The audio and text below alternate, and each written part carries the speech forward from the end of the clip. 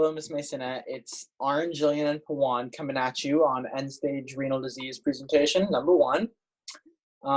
So here we have our presentation. Since we can't all be together, figure that this is a great way to try to present to you and spit some facts on end-stage renal disease. So let's get started. All right. So we're just going to start off with some facts I first found. All right, sorry, I'm just trying to move this around. Okay, so first fact is 1 in 3 Americans are at risk for kidney disease. 37 million people have chronic kidney disease. 660,000 people live with kidney failure, and 100,000 people are waiting for a kidney transplant. That's to show how serious kidney disease is and how many people are actually diagnosed with it that you may not know are struggling. Mm-hmm. There we go. So diagnosis, we're going to look at Diana Jones first. So her condition is roughly stage 3, stage 4 end-stage renal disease, which happens to be secondary. She did have type 1 diabetes, so that is most likely the reason she has kidney failure or her kidneys aren't functioning at 100% is because she had type 1 diabetes, and this is what caused her end-stage renal disease. And for Miss McNeela, although roughly 95% of this disease is genetic, she sadly falls into the 5% margin that just randomly got it and was super unlucky, which means that she doesn't have any family history with polycystic kidney disease, and unfortunately she just happened to get it through an unlucky mutation, which means it's sporadic, so it just kind of happened out of nowhere.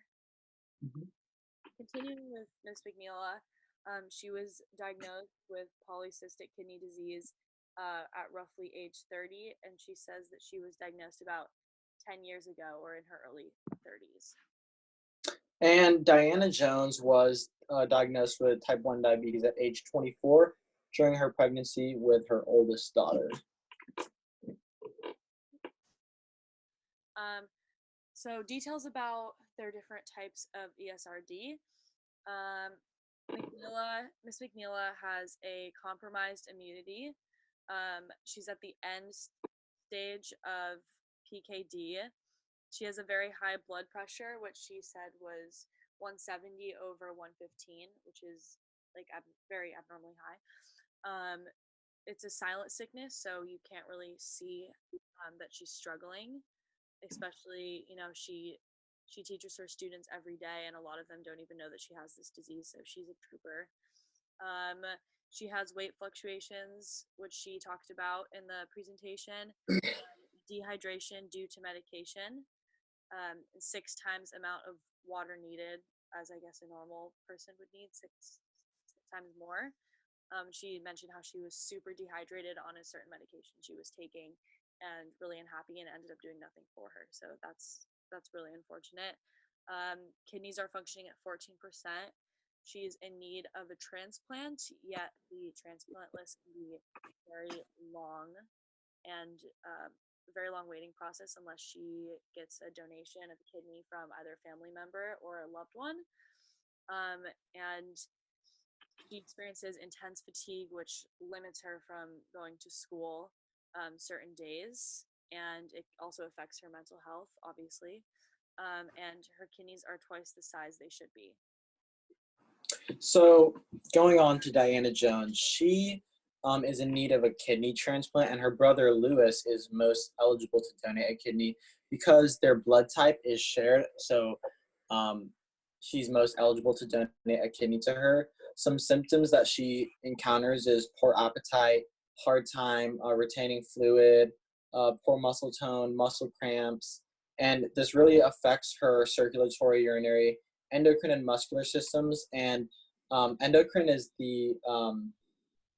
is glands that basically secrete hormones and stuff like that. So it's really hard for her because she gets like hormone imbalance, and that's not very fun. She's tested with high amounts of substance in the blood and late stage of chronic kidney disease, which is possibly stage 3 or stage 4. Here we have a picture of some unhappy kidneys. All right, so course of treatment. Ms. McNeil mentioned that she's going to see a nephrologist, which is a kidney doctor, to discuss how to treat her kidneys and their functionality with PKD. She's also going to meet with an endocrinologist to discuss the glands of her kidneys and address the issues that cause high blood pressure, a stress response, and sex hormones. And she's also says that she's met with a nutritionist to help her manage her weight and lower her blood pressure naturally to stay healthy. She also mentioned in the presentation that she does work out a lot, and that how her physical body looks, like a lot of women, can not just affect her physically but also affects her mentally. So it's super important to work out, not just for her physically but also mentally. This is important. So Diana Jones, for course of treatment, probably the best thing to do would be meet with a geneticist. I don't know how to pronounce that, but basically they go over gene history in the family or genetic health history to see if any of the disease could be correlated to any family members, which in this case she does not, because of the secondary disease, but possibly type 1 diabetes could be genetic. Get a physical to figure out issues such as like blood tests and urine tests to see what could be wrong in the kidneys through that. Go get an x-ray or ultrasound to assess the image of the kidneys to see if they're maybe twice the size or smaller based on if it's polycystic or if it's not. A biopsy to sample kidney tissue, just an extra test. Maybe not essential, but probably will help a lot. Meet with an endocrinologist to discuss the glands of her kidneys and address high issues such as like sex hormones and stress response and stuff like that. And then meet with a nutritionist to assess eating habits and, weight gain and weight loss and stuff like that. Again, here we mostly just mentioned the doctors that they would have to meet with.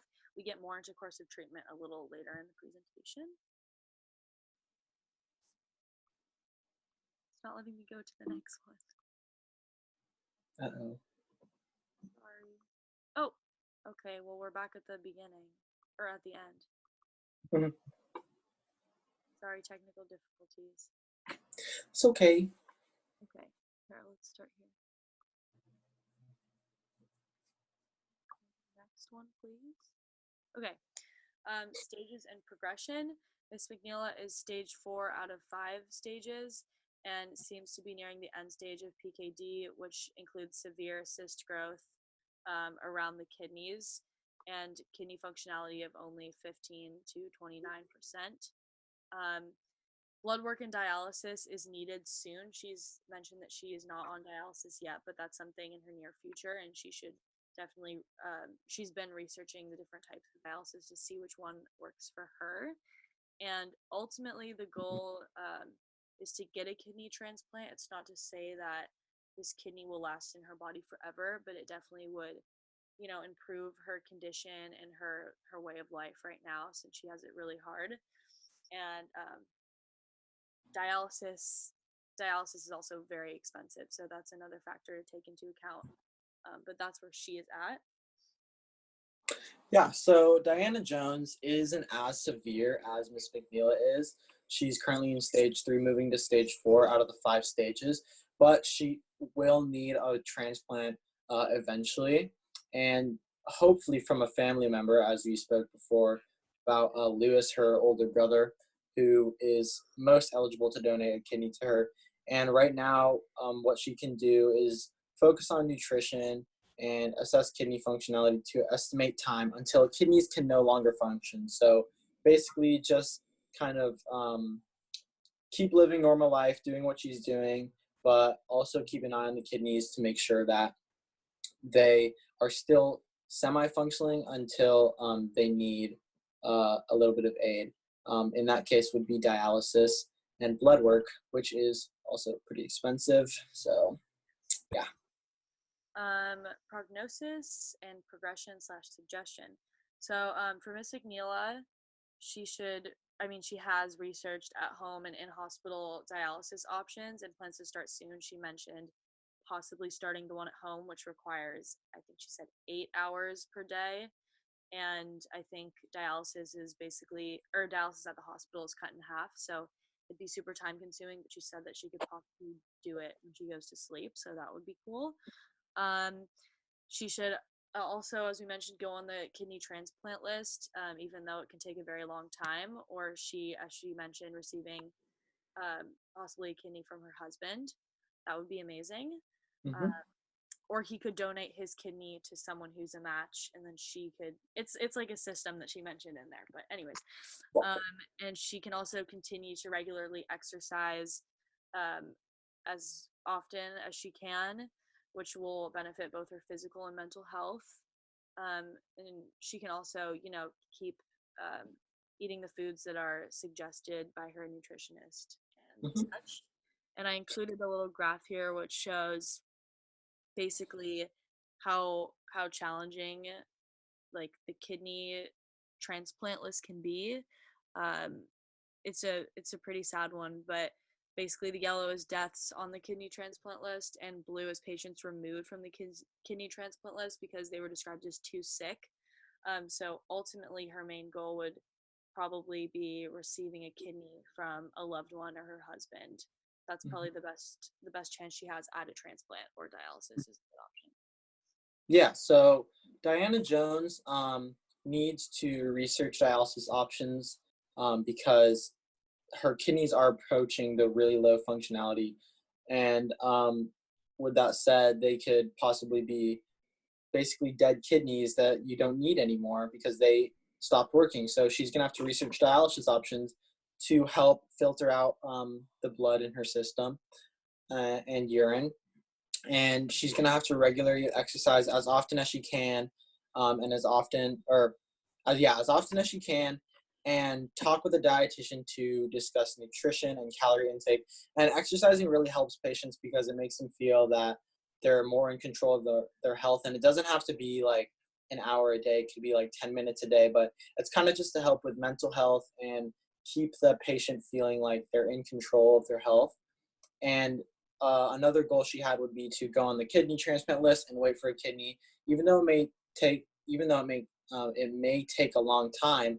Um, that's one of her best bets. And fortunately, Lewis is eligible to donate a kidney, or is most eligible to donate a kidney. So hopefully, she'll be able to figure it all out. Another great tip is to keep track of calorie intake, because it helps the patient know, like, oh, like, how much fluid should I drink because I don't want to pee all over my bed, or how much food should I take so that I don't, mess up my bodily balance. So yeah.